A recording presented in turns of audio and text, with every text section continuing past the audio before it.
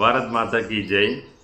అందరూ కూడా బాగుండాలి, ఆరోగ్యంగా ఉండాలని కోరుకుంటూ సెంట్రల్ గవర్నమెంట్ ఆఫ్ ఇండియా తీసుకున్నటువంటి నిర్ణయం ఏంటి అంటే 2047 వరకు ప్రతి ఒక్కరికి, ప్రతి కుటుంబానికి కూడా ఆరోగ్య బీమా ఉండాలి అనే లక్ష్యంతో, వికసిత్ భారత్ అనే లక్ష్యంతో ప్రధానమంత్రి మోడీ తీసుకున్న నిర్ణయం ఏంటి అంటే ఇన్సూరెన్స్ దాని మీద మనకు 18% GST అనేది తీసేయడం జరిగింది.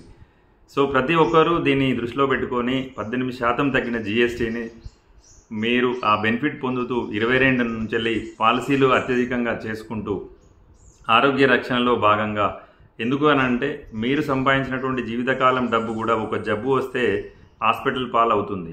సో మీరు కడుతున్నటువంటి 25,000 కావచ్చు, 30,000 కావచ్చు, 10 లక్షలు 20 లక్షల పాలసీ కనుక ఉన్నట్టయితే ఆరోగ్యం, అనారోగ్యం కానీ ప్రమాదం కానీ చెప్పిరాదు.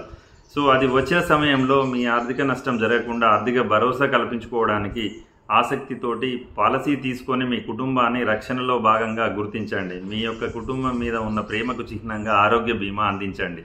జీవిత బీమా ఎంత ముఖ్యమో ఆరోగ్య బీమా కూడా అంతే ముఖ్యమని నేను మీకు సవినయంగా తెలియజేస్తున్నాను.